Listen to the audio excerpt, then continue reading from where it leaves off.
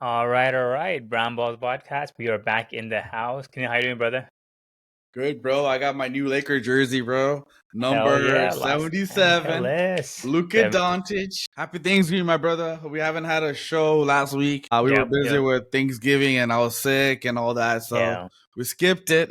So we'll combine week 12 and 13 together for NFL. yeah. But I've been good, brother. How you been, man? Good, man. Good. Just yeah, Thanksgiving week was busy too. With my daughter at home, and it's just like it's like just once she's home, you can't really do anything. You just gotta make Right. sure you watch her, entertain her. So it is what it is. But Of it was course, a of good week course. overall. We have a lot of stuff to get into, a lot of sports stuff, a lot of NBA stuff happening right now. I cannot wait to get that into it, dude, because we have one of our favorite teams, the Clippers, in the middle of all again, which we love as Laker fans. But let's start with NFL first. So this is we just finished Thursday Night Football. Right now, it's Week Detroit 14. Lions are leading 44-30 against the Cowboys. That's over. Um, Definitely, I think it was a good back and forth game. Yeah. But I felt like Detroit really needed this win. They have been sinking. They haven't been doing well the last few weeks, so they needed this win to kind of stay relevant. But Cowboys were making the Eagles a little nervous. They were definitely made the Eagle fans a little nervous too. But I think they're out of it, right? What do you think? Yeah, man. With this Honestly, loss. so Cowboys could have made it very interesting by winning today, because they would be right there with Eagles, and Mm-hmm. Cowboys kind of have an easy schedule, 4 games left, so they could have run the table if they wanted to. Look, Cowboys had a really good back-to-back victories, right? We didn't talk about it last week because we didn't have a show, but what a game against the Eagles! Yeah. The week 12. I don't know if you got a chance to see it, but it was. The Eagles were up 21-0 in the first half. Cowboys came steaming back, and they won that, and then they beat Eagles. In the following week, they had a short week where they played KC during Thanksgiving, right? Mm-hmm. And they beat KC as well.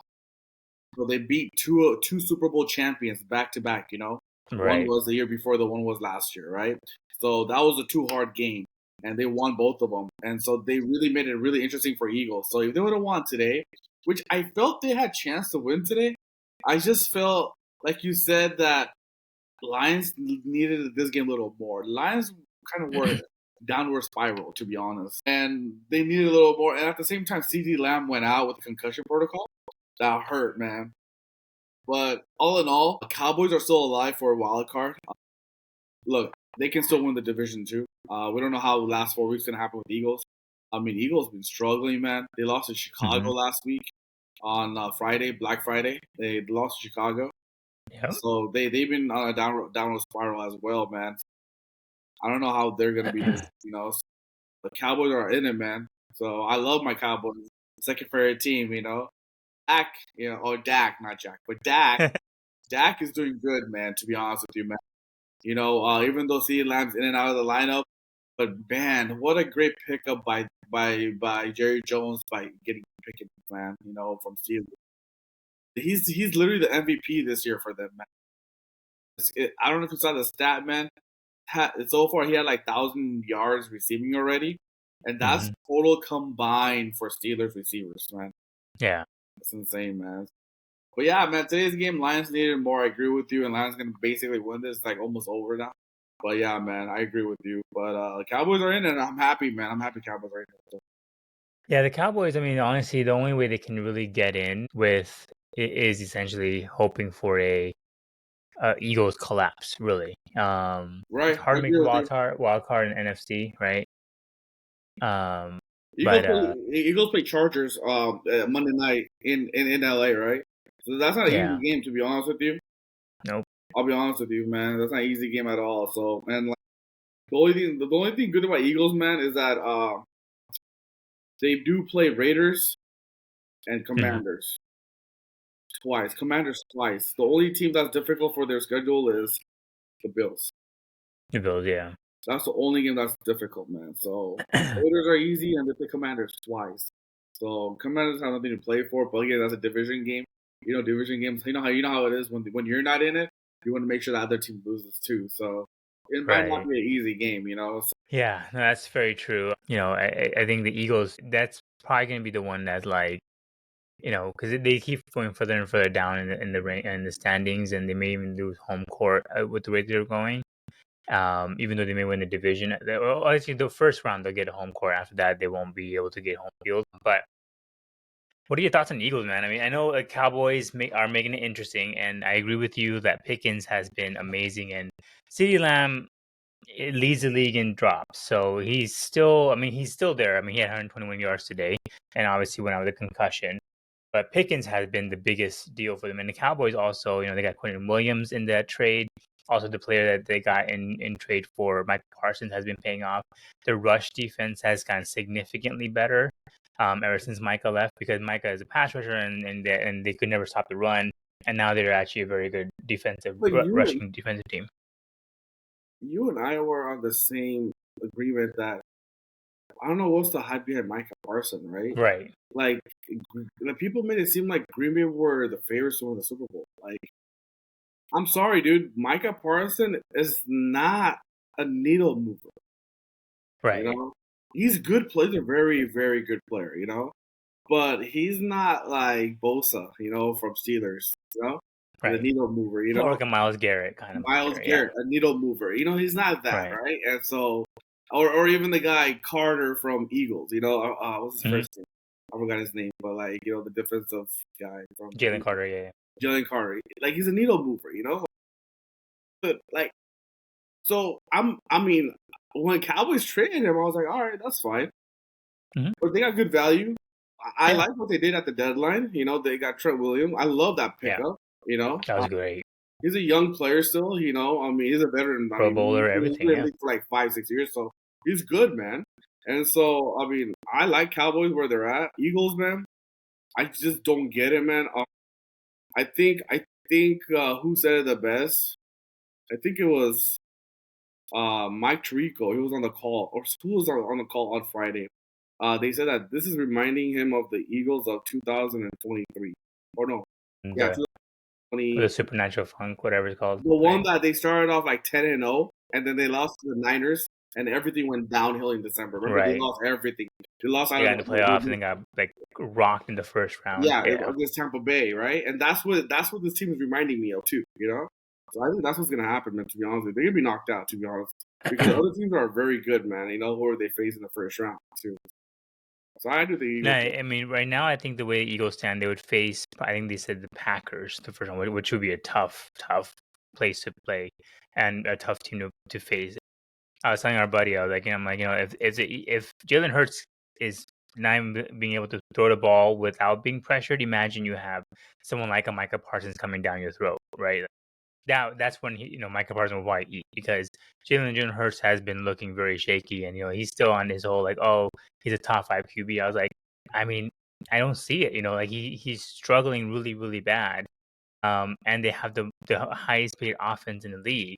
And I know all the Eagles fans are always blaming the offensive coordinator, and I'm sure that's a part of it too. But this offense was predicated around Saquon doing Saquon things, and he hasn't showed up this year. Like after last year, he's literally half of everything, like half the yards, half touchdown, half everything. See, and yeah, I agree with you. And well, my concern is I don't care about Saquon. Jalen Hurts is still there, man. What's your take on that?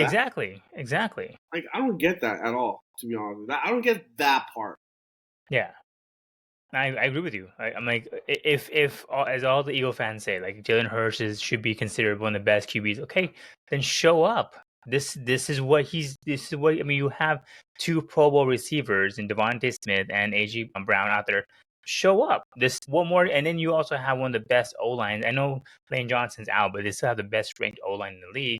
So this is his time. Look what I imagine how Matthew Stafford is, right? Matthew Stafford has similar type of receiver, right? He has Devontae Smith and he has Puka, and he also has Kyron Williams is not the same as Saquon, right? Saquon's definitely better, but similar. But you see how good at times Stafford is showing up. He's in the MVP conversation right now. That's where if Jalen Hurts is a really good quarterback, he should be in the conversation, not just he wins you games or he does a tush push. And it's okay, he has one interception. That's what they all say. But it's that's also could be a good thing or a bad thing, because if you have one, that means you're not taking chances, you're not giving your Exactly. team a shot to win it or go for a long ball or secure a game. You're being too careful. That could be a bad thing. I mean, Tom Brady says the same thing too. Like, I would never pride myself in having like the fewest amount of interceptions. That's not a good thing, because that shows that I'm being too careful with the ball and I'm not going out there and trying to win the game. I mean, Stafford had 3 interceptions last game, or 2 rather, but that's because he's trying to win the team. He's trying to win the game, and that happened, unfortunately. Yeah, the Eagles are they're still looking for the identity, and we're almost at the end of the season. And to be honest with you, the reason why I bring it up every time, man, I always told you, right, that running backs are not durable. And running Right. backs, I feel they're not consistent every year because they take so much hitting by 300 pounds D line every Hmm. single time. That's why you don't see running backs, like Emmitt Smith or like Barry Sanders type of running backs that stay consistent every year. Yeah. Because it's so hard to produce the same type of numbers. Well, Exactly. Saquon had magical last year. Obviously, it's not the same this year. He's banged up, man. But then what I go by, what I still go back to is that fine, Saquon is struggling. That happens. What's the reason for Jalen Hurts to be struggling? I don't care. Okay, look, man, I'll be honest with you. I don't care about offensive coordinator. I Right. really don't Exactly. give a shit about what they do because the thing is this, man. Coaches are there to put schemes in there, right? Players are the ones who are going to go out there to execute. And to be honest with you, I don't do tappers. They can put you as a offensive coordinator for Eagles, and Jalen Hurts should be able to do audibles and able to apply Exactly. things what he sees out there, and make plays. Because like think about it. Fine, I understand. Clemens is gone. I mean, he's coaching the Saints, but they got a new offensive coordinator. But the thing is this: like Jalen Hurts played with Devontae Smith, the other guy as well, Brown. AJ Brown. Yeah. Yeah, I mean, like they've been there. Like, Yeah. what Exactly. is he confused about? Like that's my question. What is he Yeah. confused about? If you're a top QB, and as all Eagles fans say he is, then he should have that sort of like Tom Brady, Peyton Manning, Patrick Mahomes. Right? If he sees a play and he's like, "This is not gonna work. I'm gonna call an audible. I think we should do this," or go to Sirianni and be like, Yeah, "This is what we should be running. Like, this is how I'm gonna do things," and that's what Tom Brady used to do too. And again, I'm not saying he's Tom Brady, but this is where Eagles fans put him, and they put him in the category of right. you Top know, five. Patrick Mahomes or like Josh Allen. He should be better than them, right? Joe Burrow, right? I was like, Joe Burrow, if I mean, as banged up as he is, he will still have the last call on what play is called. He can see Exactly. the field, he can see what needs to be done, and not overthrow it. And in that game against the Bears, like Jalen Hurts looked really bad. Like he had, I mean, he's missing throws, he's missing wide open players. Like Goddard was pissed off because he had an open touchdown, and Jalen Hurts didn't even look at him. So like, I just don't get the whole like, oh yeah, it's been the offensive coordinator. Where's Sirianni? Why isn't Sirianni doing anything? If it's that bad, he's got to be the one that's be like, no, we're going to do this, we're going to do this. He's not changing anything up. He's letting the guy take all the blame. Which again, you and I never thought Sirianni's a good Oh coach. yeah. We always think he's a shitty coach.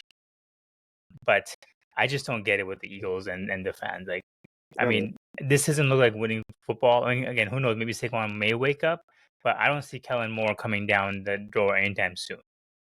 And and to be honest with you, man, this cut this okay, if Eagles continue to be this bad and they get eliminated in the playoffs, this will show you that last year that Saquon was a reason they got the number one record. Exactly. Saquon was a reason. Saquon actually won all of the playoff games except for Super Bowl. The defense won the Super Bowl.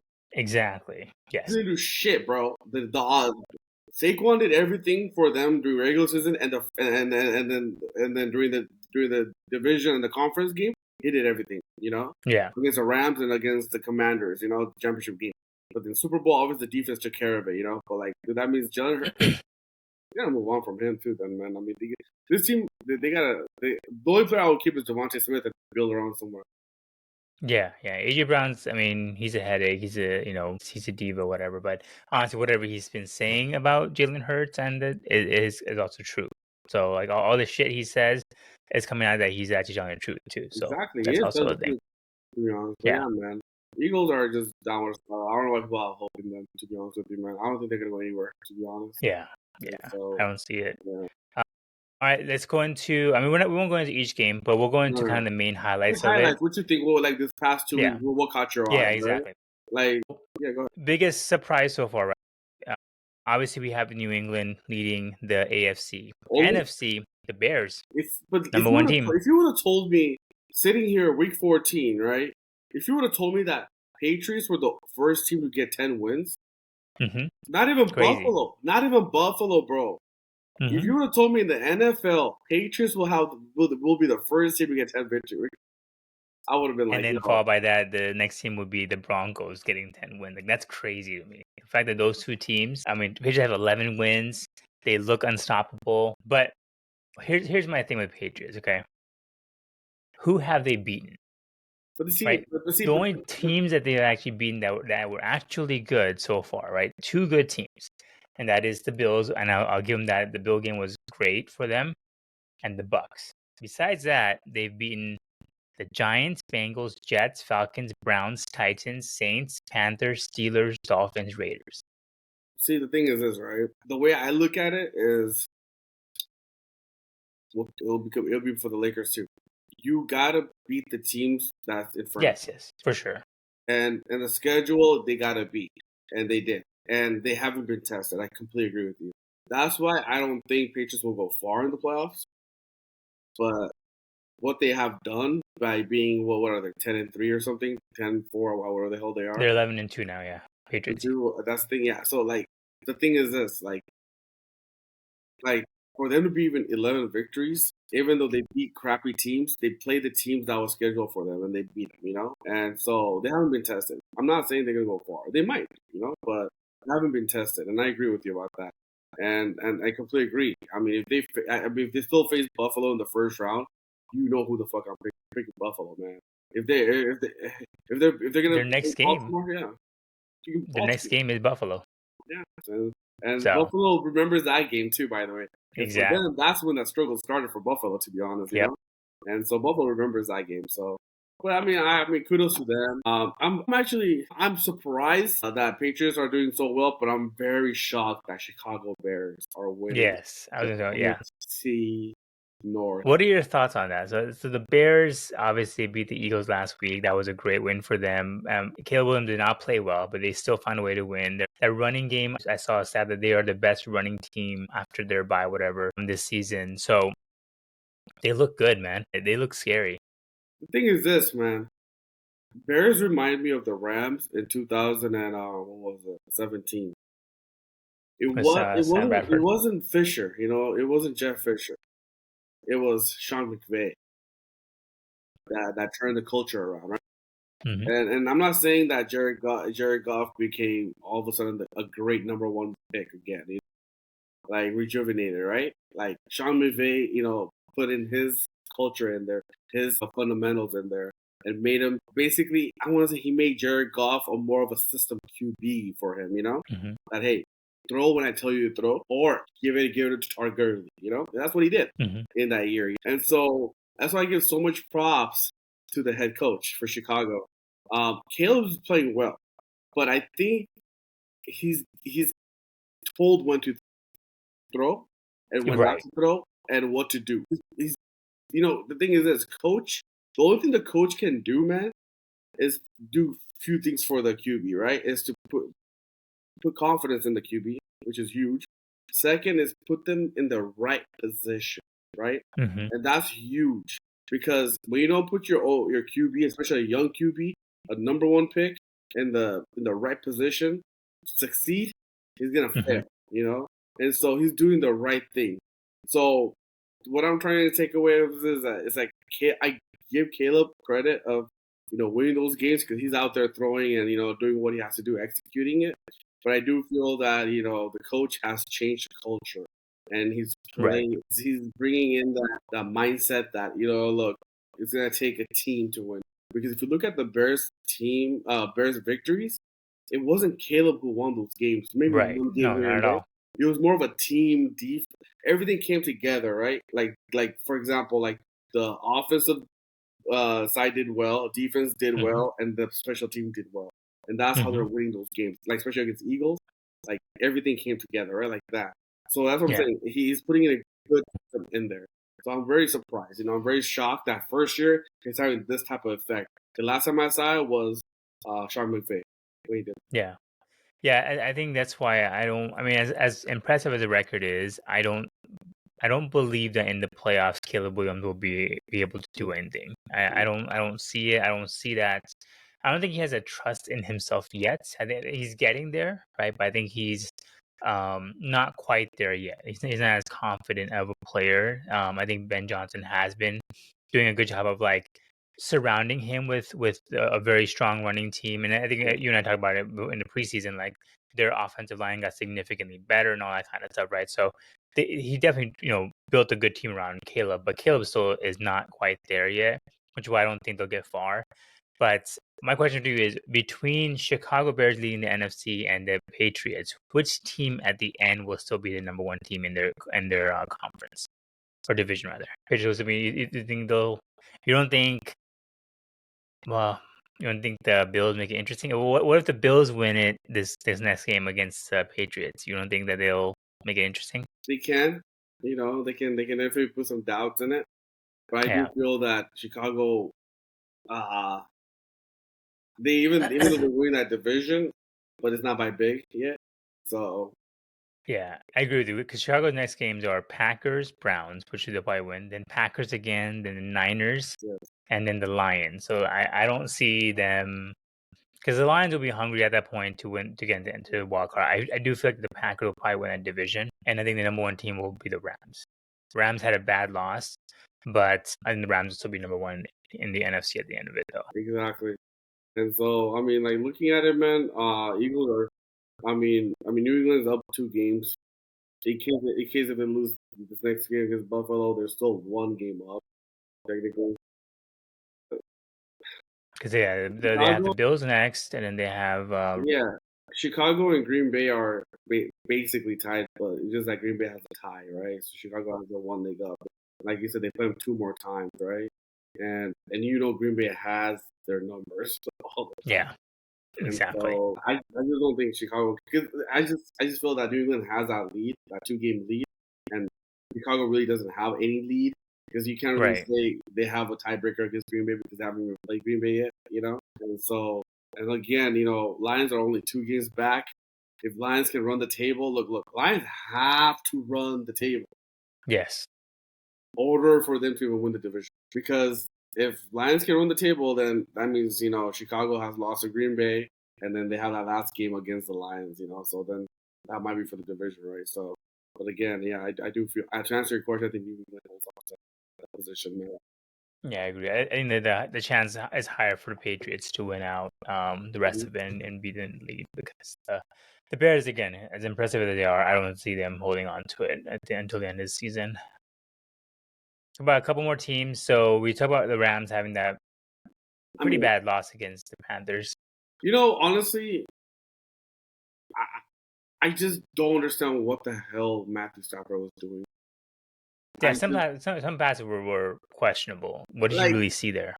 he threw his first pick out of 28 touchdown throws. He threw his first pick, which for after a while, and then he threw another pick right away. But that I don't give a shit about because I get it. We're playing. It was an East Coast game. We were to Carolina to play there. But the fact that pissed me off so much was that last freaking possession. Why are you loosey goosey with that ball, bro? What are you doing? Like you're Matthew Stafford. The worst thing you could have done was take a sack and still get a field goal. You were in the field goal range. The worst thing you could have done is just get a sack. That's it. You could not have lost the ball because the thing is we're down by 3. And they recovered it. And then they got first down, the game was over, right? Yeah. So that loss, I felt that loss, it was just like a loss that we just took, like that pissed me off. That was a tough game. I mean, I was actually very impressed by the Panthers.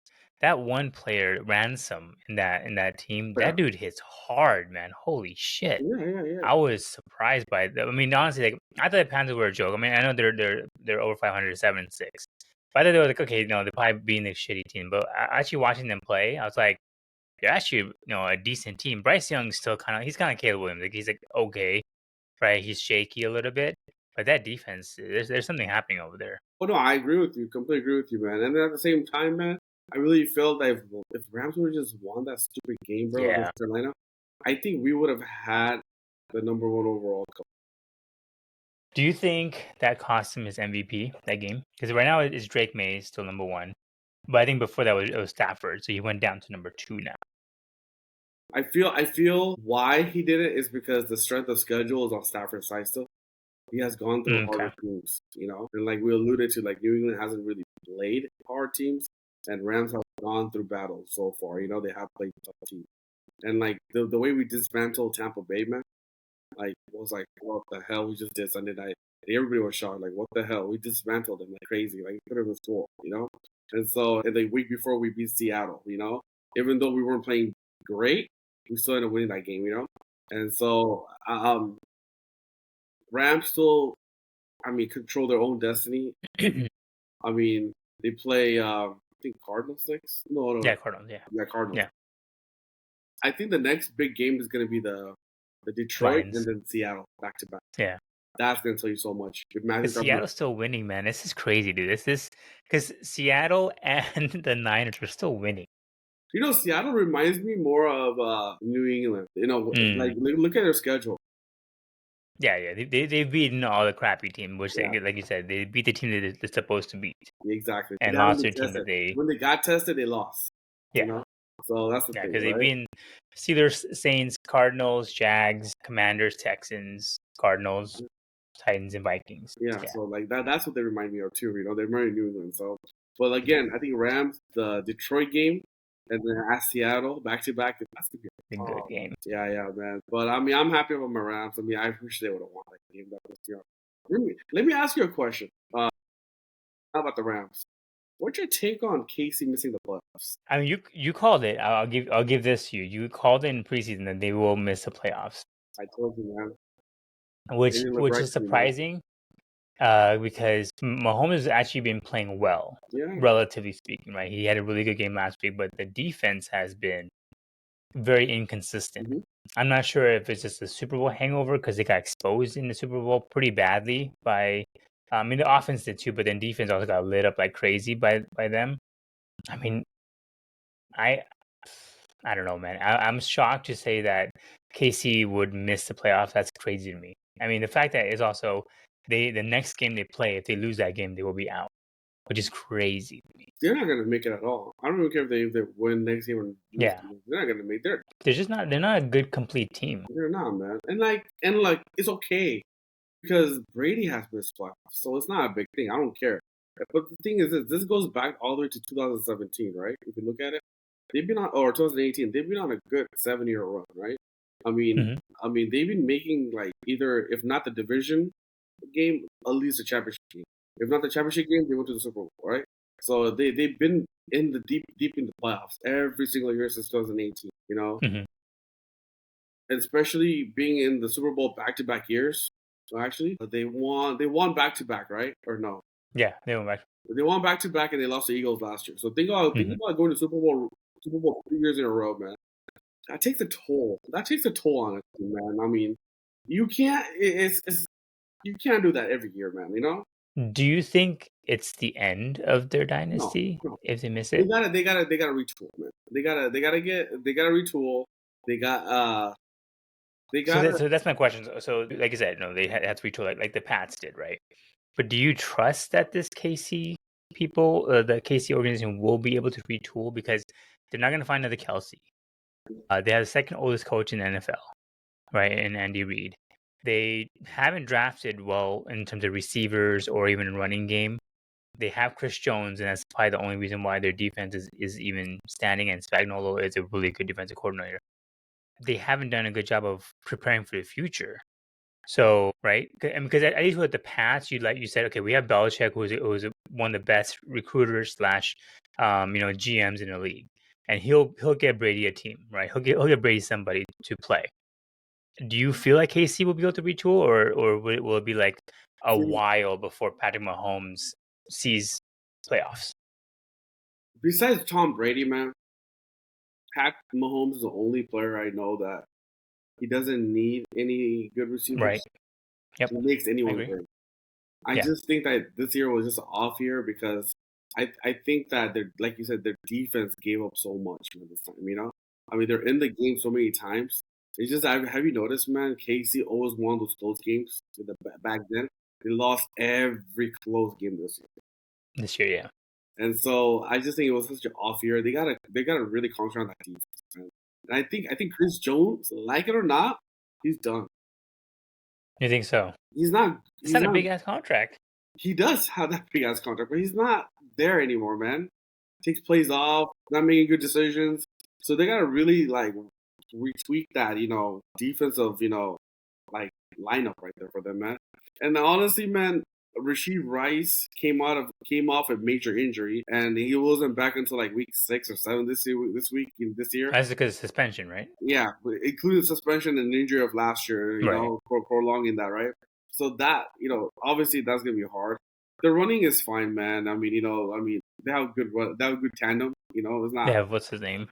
They have Kareem Hunt, right? And Kareem Hunt and the other guy, Pacheco, whatever his name is. Yeah, so it's not bad. It's good. And so Kelsey, I also feel Kelsey's done too.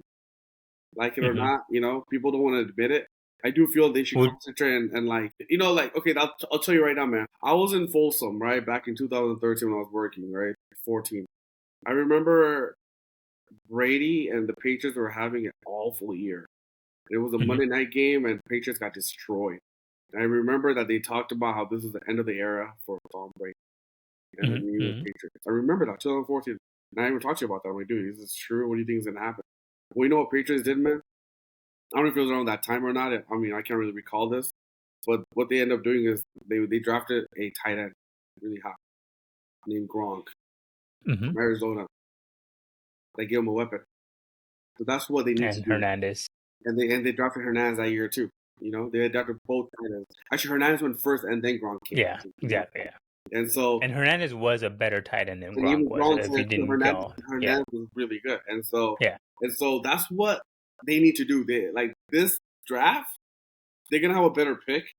They should really concentrate on, see if there's a good receiver out there or even a good tight end out there, and then go and get that, and help, Mahomes. That's what I feel. It'd be tough to replace Kelsey. Do you think this is a last year? Like Kelsey hasn't said anything, and I would imagine, people put him as one of the greatest tight ends ever. I'm not sure that I'm just biased. I think Gronk is, but he hasn't said anything. And would you think he would do one more year to do like a farewell tour? No, he's gonna. Or would he just call it? He's gonna do one more year. I mean, he's not gonna go out without missing a playoff, man. I just think everyone's tired, man. To be honest with you, the whole that trio of that players from KC that still remains from that 3 Super Bowl appearance. Mahomes, tired, man. Imagine Tapper's playing all the way till February almost every year, right? And then going back to training camp again starting in July. Like, it's tough, man. When most of the teams are done in December. Yeah. You know what I'm saying? So it takes a toll on you, man, to be honest with you. So that's why I feel. Yeah, I'm not sure. I guess we'll see how they draft this year, but I'm not fully sold on Kansas City and them developing people. I mean, they obviously struggle with Mahomes, and I agree with you that Mahomes can make anybody better, and he plays well with anybody. I mean, even if Tyreek Hill left, he still is lighting it up. He still won an MVP after he left too. So even without one of the best receivers in the game, he still was all right. But that defense, it's gonna be really difficult to replace some of the players. And Chris Jones, like you said, he is very he'll give up on a play too if he's really frustrated. He's that kind of a player, You can see it on the field as well. But yeah, it'd be interesting. It'd be crazy if you don't have Kansas City Chiefs in the postseason, right? It would be weird, but this is a year for Josh Allen. Anybody finally make the Super Bowl, man. Yeah. Lamar Jackson. I mean, this is a year for you, man. Like, this is a what do you call that year that comes leap year? Yeah. It's a leap year for them, man. It's anyone's guess now in NFC for sure, right? I'm not NFC, sorry, AFC. Yeah. anyone can take it, which I think that should light up every Bills fan, every Ravens fan, like even the Chargers. You never know, right? Like this is their year, because the boogeyman is not going to be there. Pat Mahomes is not going to be there. And But let's get into the Ravens. This is probably our last topic for NFL. This division, I mean, I don't know if you saw the last game with the Steelers. They were saying fire Tomlin. You and I both predict that the Steelers were not going to be good. This will be the first season probably Mike Tomlin will be below 500, right? And obviously they started off hot, and now they've kind of come back down to earth, and they lost their lead against the Ravens, and the Ravens are now leading their division. What are your thoughts on this whole Tomlin thing, though? Do you think? I mean, I don't think they honestly will fire him, but do you think they will part ways? Or also, like one thing is one thing, and I'll let you add on to this too. Like, do they really expect the Steelers to be good? Like the Steelers fans, do they expect the Steelers to be good because they have old ass Aaron Rodgers? Like, I don't understand why they expected. I don't know why they had high expectations for this team. It's not like they had a championship caliber team by any means. No one thought that, they traded right? their best receiver away in Pickens, right? And then Who's they freaking amazing right now? exactly, and then they let not young, sorry, they let one young quarterback go, which he sucks. Fitzpatrick, yeah. He sucks. And then also Russell from Mhm. he went to Giants, he sucks too, which is fine. So they end up taking a chance on Aaron Rodgers, which they waited all the way until August. Exactly. And so I'll tell you this, man. Tomlin has done a good job. He represents the city of steels. Mhm. What they represent, like Pittsburgh, like blue collar, town. Tough, yeah. I'm from there, I mean, I'm not from there, but I lived there for about a year. Mhm. I know how that town is, man. That city, Pittsburgh, Right. man. They're hardworking individuals out there, man. And Tomlin really represents that. He's about like grinding it and playing hard. It's about that, Mhm. right? So I don't think Tomlin goes anywhere. And to be honest with you, Baltimore laid an egg against Cincinnati during Thanksgiving. Yeah, for sure. And so, to be honest with you, even though Steelers, I think they lost on Sunday as well. Technically, Steelers still have a chance to win that division because they haven't faced Baltimore yet. They faced Baltimore 2 more times. Yep, next game and the last week. So if Steelers win this week and run the table and win the last game, they're in the playoffs. They win the division. And I will tell you right now, man, I will not bet against a Mike Tomlin team they just show up. I don't know how healthy Aaron Rodgers is with his injury, but again, I do feel that this division is still up for grabs, and I like the fact that Joe Burrow came back Mhm. and showed the world that who Joe Burrow is. Right. And I like the fact, I don't know if you heard during the pregame interview, I think it was with Lisa Salter or someone who I forgot who he had interviewed with before the game got kicked off. Why are you playing even though your team is out of the playoff contention? He had the best answer a person can give. And this is why I commend him so much and have so much respect for him.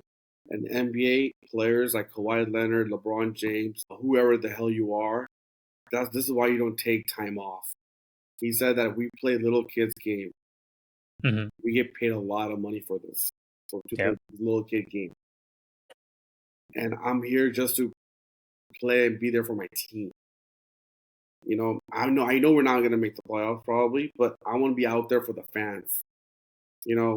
So take a note, man. Take a note, NBA.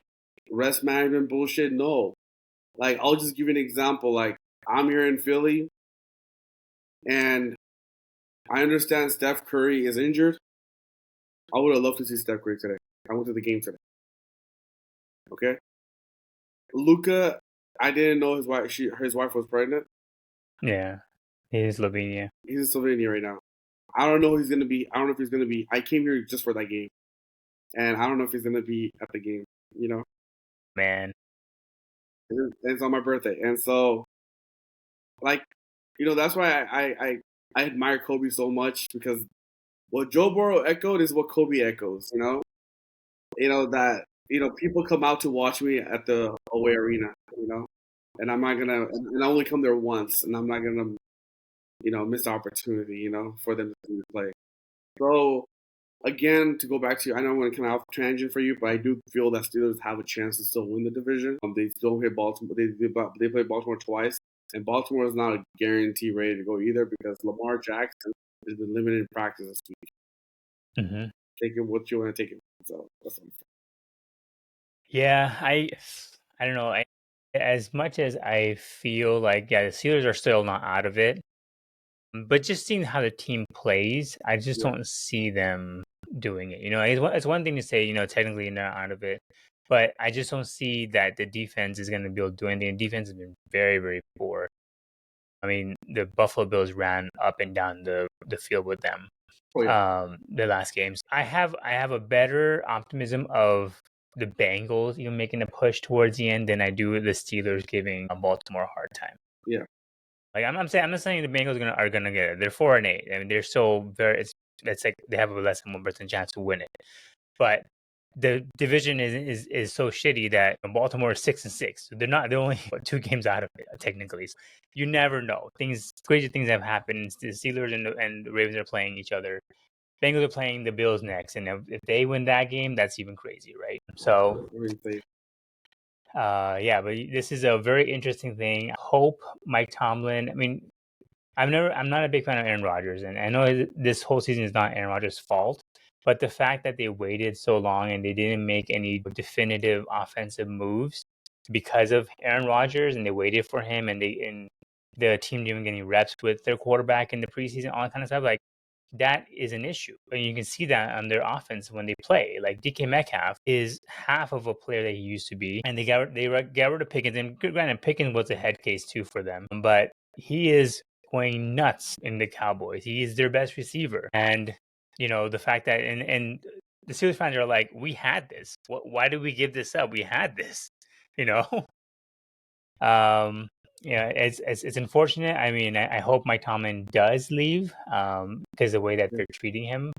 Because I think he's a great coach. I think he would do. He's like a Mike Vrabel. Tennessee were idiots to let him go. And obviously, you can see the Patriots are doing so well. Yeah. Same thing with Tomlin. I think Tomlin goes somewhere else, he'll turn that franchise around. You put him in Giants, he'll turn them around. Oh, like 100%. it's just how it is. It brings the culture, man. That's the thing. And I agree. Yeah. But yeah, this that AFC North is a shit show right now, which is fun because Baltimore is not. I mean, honestly, this is the perfect year for the Bills to win it all. Yeah. This has to be Josh Allen's year. This is where he needs to get his ring because I don't think the Ravens are that strong. The Bengals, who knows if they get in? If they get in, they're a dangerous team. Exactly. But I don't think they will. Not the wild card for sure. The wild card is stacked right now in the AFC. Exactly. So definitely very interesting, man. Football is getting very interesting right now. But you know what, man? I'll tell you before we move on from football. I haven't remembered a 1 year that anyone can win this. I mean, I'm telling you, when I say anyone, dude, I'm telling you about Tampa Bay can win this shit. From Seattle Seahawks who win this shit. Niners who are in the wild card still can win this shit. With all the injuries they have, anyone can win this. I'm telling you, dude. It's been so wide open. And even AFC. If Cincinnati freaking makes the playoffs, that's dangerous. That shit, man. Joe Burrow is a real deal, man. Like, I'm telling you, there's only one handful of QBs that you should be very scared of. Joe Burrow, Josh Allen, Matthew Stafford. That's all it is, I feel. Pat Mahomes. Yeah, Pat Mahomes. Be scared of.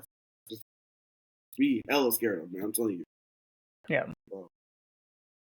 Yeah, I can't wait for the playoffs, man. This is so freaking awesome. All right, let's get into some NBA. We have a lot of stuff happening in NBA. First and foremost, Clippers, man. Oh my God. What a crazy event. So Chris Paul, as we know, signed in the offseason with the Clippers. Pretty much, we all knew it was his farewell tour, but he never announced it until now. And then maybe it was a month ago he announced it. This is his last year. Not even a month ago, man. It was like 2 weeks ago. Yeah, 2 weeks ago, yeah. And, he wanted to end his career in the team that kind of got him to where he was, which is the Clippers, and when he was with Lobster, all that kind of stuff, that turned around his life. 3:00 at night, before he gets onto a plane, he's told to go home by Lawrence Frank, and pretty much is cut from the team. I mean, what the hell?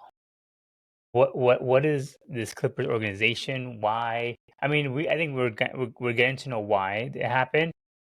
But what a crappy way to do things, man. I mean, and it's not like it's Chris Paul's fault that they are 6-16 right now. It's not his fault. He's barely been playing. Dude, if I'm still Steve Ballmer, man, dude, didn't you take over the team because you want to change the culture and not have it Right. to repeat?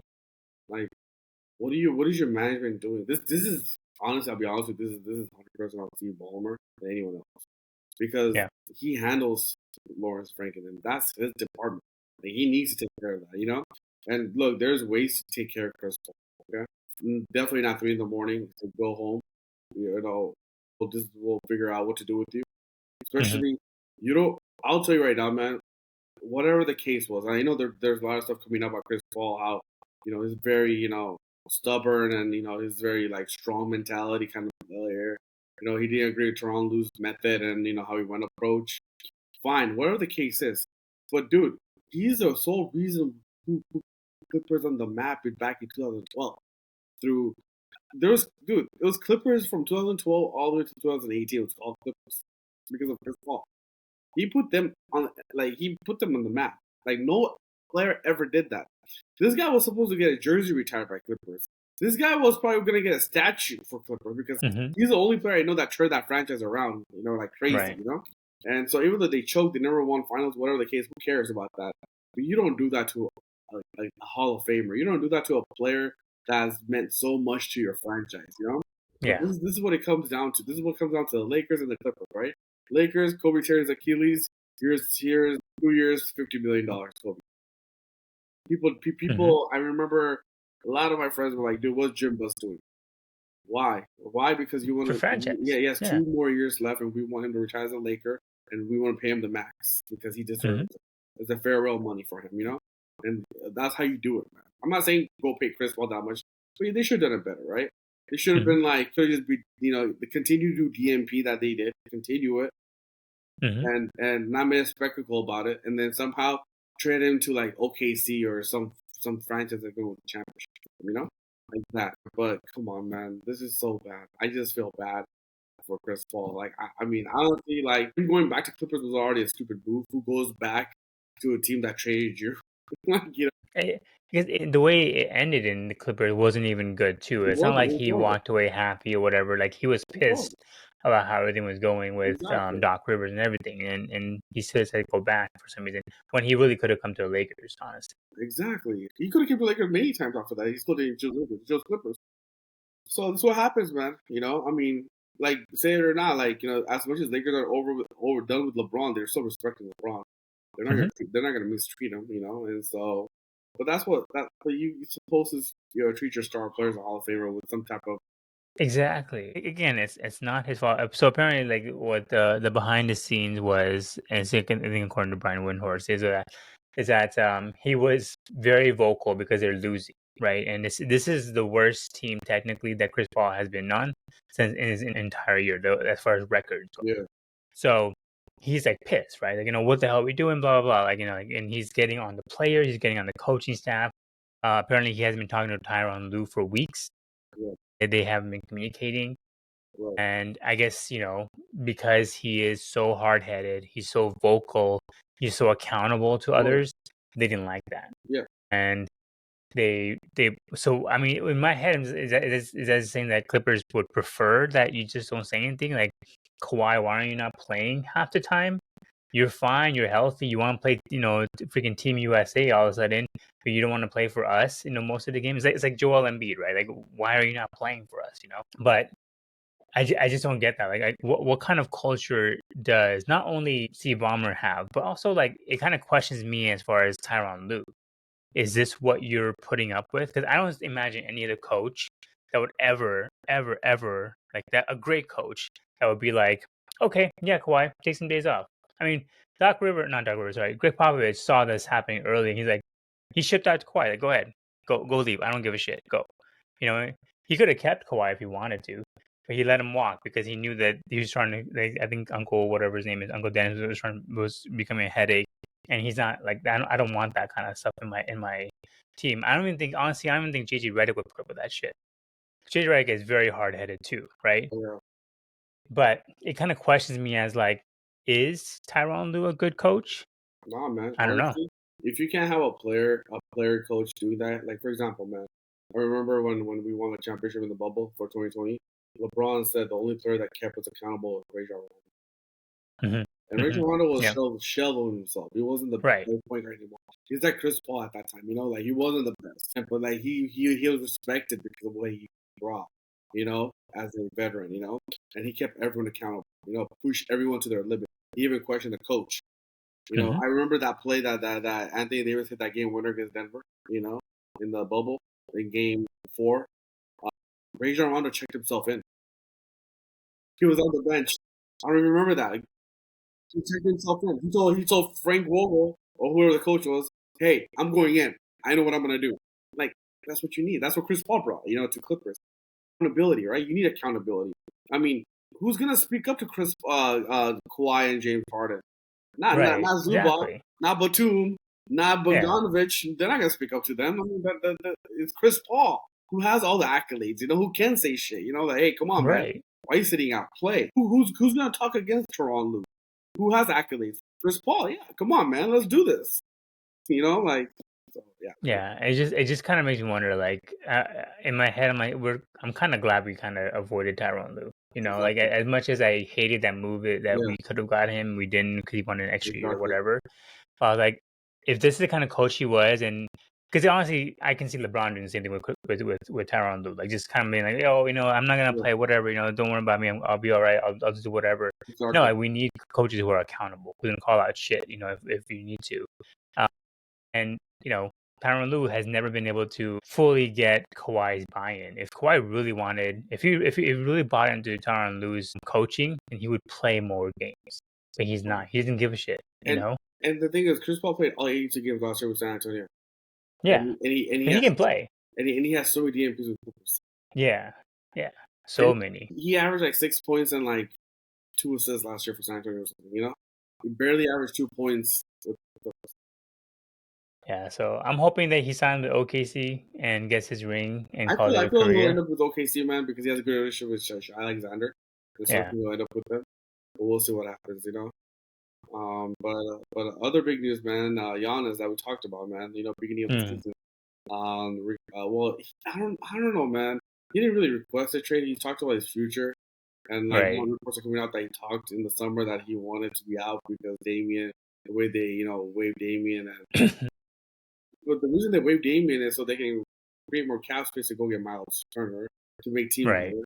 And so it doesn't make any sense. But I don't know, man. With Giannis, he's like another LeBron, a head case.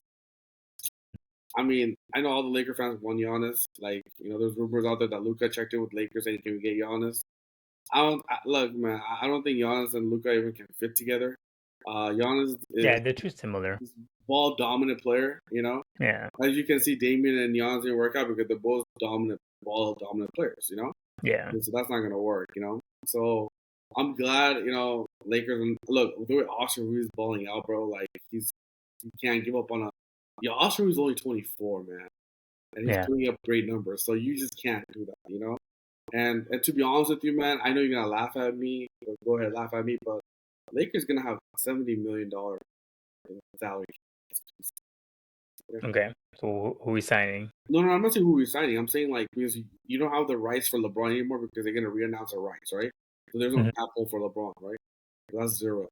The only cap hold we're gonna have is Reaves, and the cap hold for Reaves is I think if I'm not mistaken, I think it's like 15 million. No, sorry, not even 15. It's gonna be like 12 million because Reaves signed such a good contract with Lakers, you know. And so, but even though Reaves will get that $40 million contract out by the Lakers, but his cap hold is 12. Do you get what I'm saying or no? Yeah. So overall, you know, there's 120 million to spend as a whole team. Right. So Luka's gonna make 50. So that means we're gonna have another like 60, 70 million. You don't sign Austin Reaves until you go spend that money first. Then you can go up and beyond to sign Austin Reaves. He's your own free agent, you know. So they can go above 120 once we sign everyone. I'm just saying Lakers are in a good position. So I don't think we should, you know, go for any crazy shit. The Lakers are playing well. The first quarter of you probably not impressed, but for the first quarter we played so far, we're 15-5. Yeah, we faced some easy teams, some good teams, but we beat the team that we're supposed to beat. Mm-hmm. But what do you think? What's your take on Giannis, man?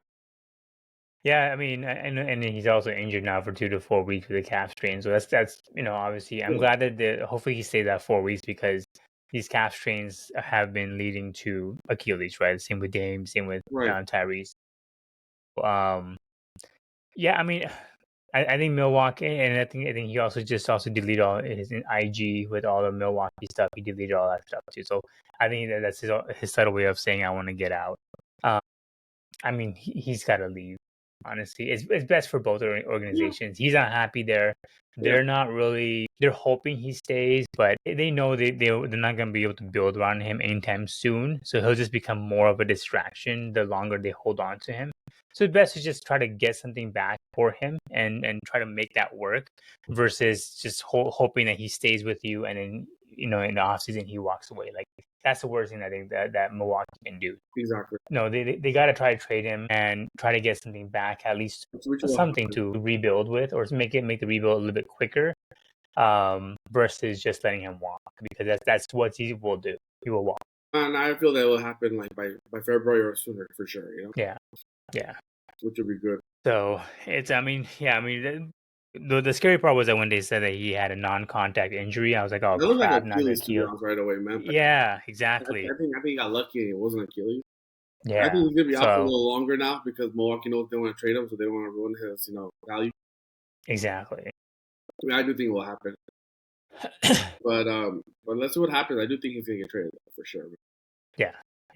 At least it's best for both teams and him. Exactly. The Lakers had a good win today. They beat the Toronto Raptors by 3. Austin Reaves had 44 points, which is freaking amazing. Game winner by Rio. LeBron gave up his double digit just to get a game winning. I mean, that's a great play, man, to be honest with you. I know we haven't talked about LeBron. We haven't had a podcast since LeBron's been back, technically. We did when LeBron was back for like 2 games. Yeah. He's played 10 games so far. No, about 8 games so with Lakers now. We haven't had a chance to talk about it, but quickly overview about what your take is. I know you're a little hard on what I said about I think LeBron will fit in. And if LeBron takes that third position, that's going to be great. And that's what he's been doing so far.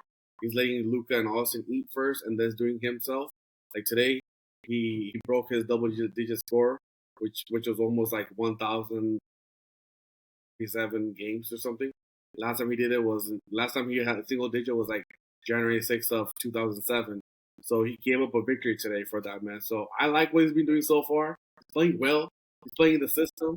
But again, I mean, he's not overdoing too much. What's your take? That should have been broken last game against the Suns. I know. You know that, right? But they put him back in just to get that 2 points. He kept it alive, yeah. Yeah, so that's, again, bullshit. I know. And then today, it's not like he didn't try. He still took 17 shots. He just went 4 for 17. But like end of the game, he could have took that last 4th shot, but he did the right play. Yeah, he's 0 for 5 for 3. If he would have missed it, they would have killed him. No. But he could take a jumper, like a running jumper, like he was. Yeah, I know, but he's having a bad game. He doesn't want that smoke. If we went 4 for 18, we lost that game. The media would have killed him, especially after the Suns thing that happened with him and Redick. They would have killed him. Oh yeah. What you think about LeBron, though, man? I mean, what's your take on it? I just don't buy it, dude. I don't buy that he cares. Like Austin Reaves is going out there and balling. He's averaging 29 points a game, which I don't think you and I both thought he would average 29 this far into the season. I know I get it when Luka was out and LeBron was out that he'll ball out for sure, right? But when they come back in the lineup, he's balling like exactly. He'll come back down, but no, he's still on that trend, right? And him and Luka, their chemistry is very strong. They're becoming like almost best friends. You can see like how him and Austin Reaves interact, like how Buddy Hield and Jimmy Butler interact. They're very friendly. They talk shit. Yeah, exactly. Or even Luka and Jokic, right? They're very good friends. And I think that's how Reaves and him are, which is good. I think that's why I wanted us first to keep Reaves. I think he's a very important player. And his averages, if you actually look at his averages, I saw this on TikTok today. His averages, as far as points per game in his first 5 years, are the same averages as Kobe Bryant's. So like 7, 14, and he's just going higher and higher. It's exactly the same. So like, yeah, I'm not saying it's going to be Kobe in the future, but we have a good, solid player. I don't know what it is, especially watching the Suns game. And I know it's just one game. LeBron's played fine the last few games, but that Suns game really pissed me off. He's over there cracking jokes It was horrible. and like it's a bad look. You're getting blown out by these people, and you're over there like kikiing in middle of the game, and when the play is being called for you, you're just like you don't give a shit. That's my thing. Yeah.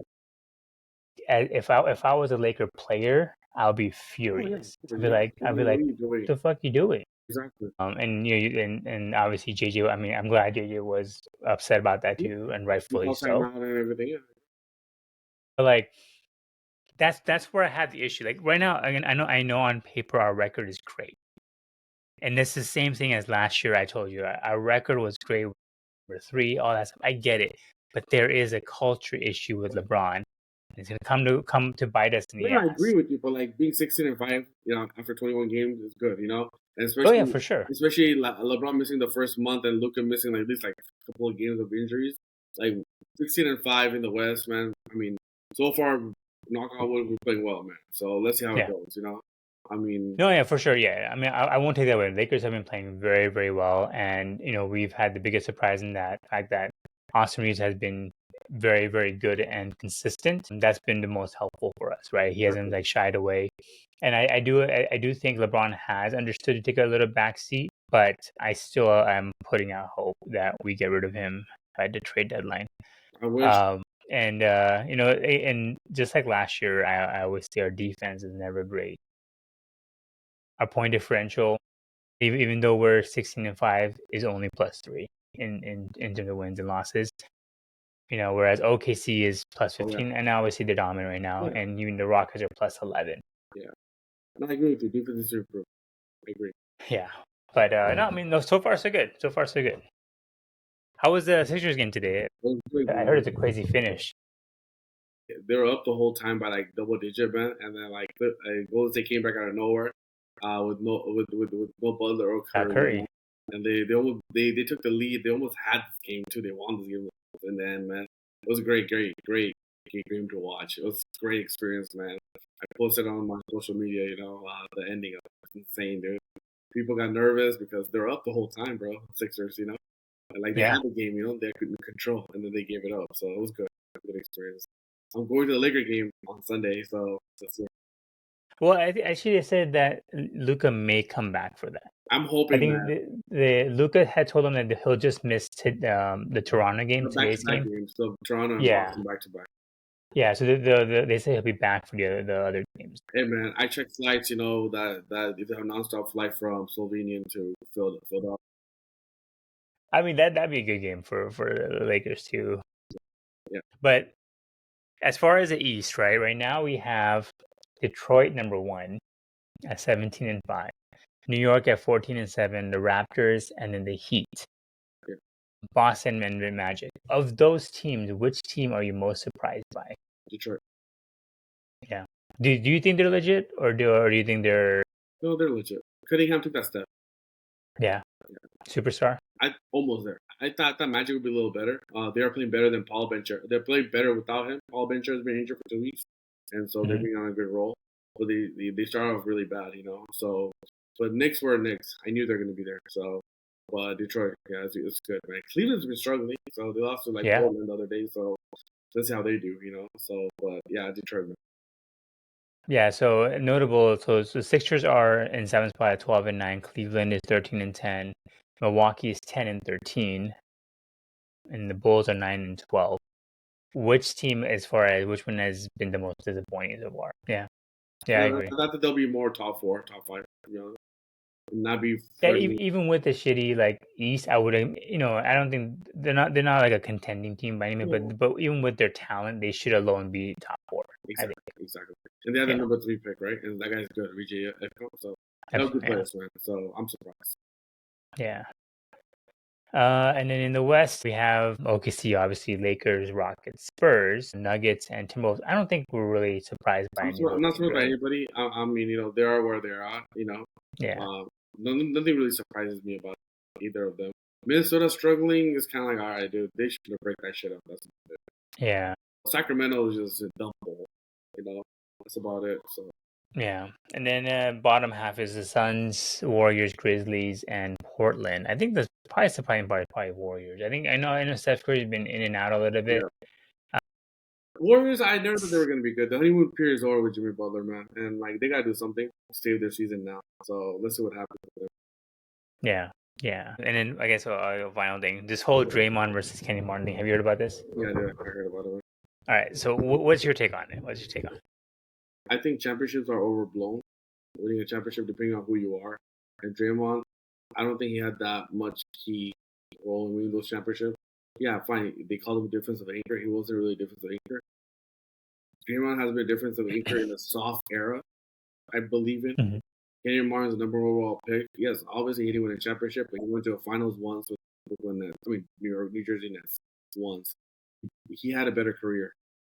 So I don't know. I sided more with Kenyon than Draymond. Yeah, same. That's how I feel. Yeah.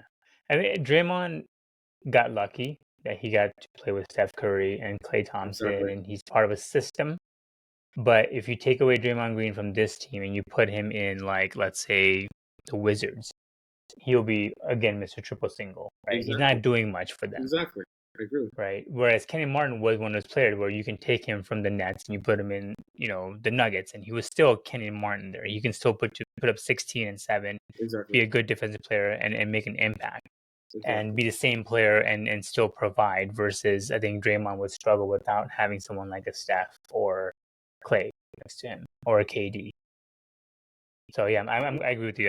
That's my thing was like, I get he's a champion, but like he's a role player champion, not the best player. Like when the Nets went to the finals against the Lakers, Kenny Martin was their best player, and they were along with Jason Kidd and RJ. But like he was their number 1 option, right? Draymond was never that. So I do, yeah. Yeah. Cool, man. Anything else? Anything else you want to go over? That'll be all, man. It was a great show, man. Long overdue. Heck yeah. Loved it. Yes, yeah.